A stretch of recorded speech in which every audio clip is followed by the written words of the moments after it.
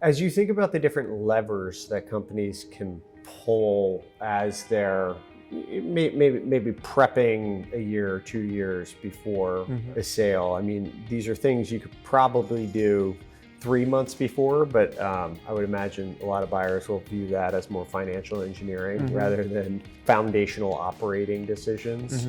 But there's a bunch of different ones you can factor in, be it sales and marketing spend, be it a number of middle managers that exist within the role. It could be just margin profile and different targets, all these different vectors. How do you think about those levers that you can pull, and what are the important ones as you articulated 20-40-20 rule of growth, gross margin and free cash flow? Some of those are going to be at odds with each other, right? Like getting the free cash flow could come at the expense of growth, or getting the gross margin could come at the expense of whatever free cash flow, or whatever it is. So how do you think about the most important levers and how to think through those trade-offs from an actual core operating? The biggest story we have to tell is predictable, stable, scalable cash flow.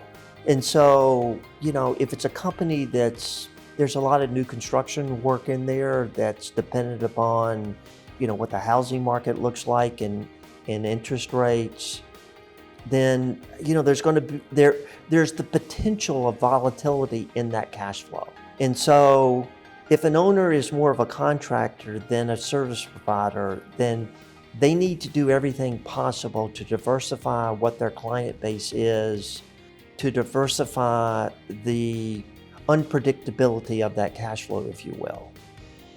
The biggest thing that buyers are looking for is stable cash flow.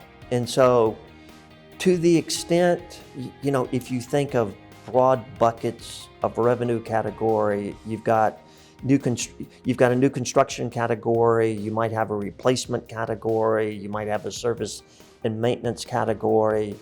If you can grow the service and maintenance side, if you can grow the predictability of the replacement side and be less dependent upon the new construction side, then that's going to tend to smooth out the potential revenue volatility, the cash flow volatility, and it's going to make the business more valuable. And so anything that an owner can do to stabilize what the revenue segments are and to look more like a service business where there's more predictable cash flow and less like a contracting business where there's going to be choppy cash flow is going to make that business more valuable.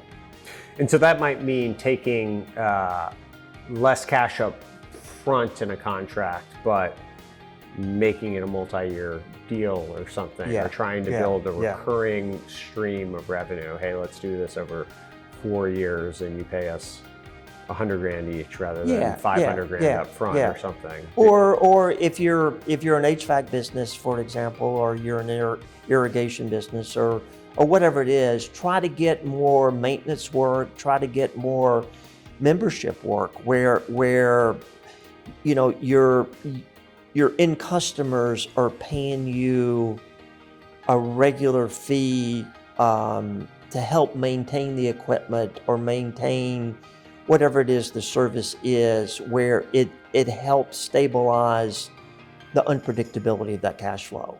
Make it look more like a SaaS business than more like a contracting business.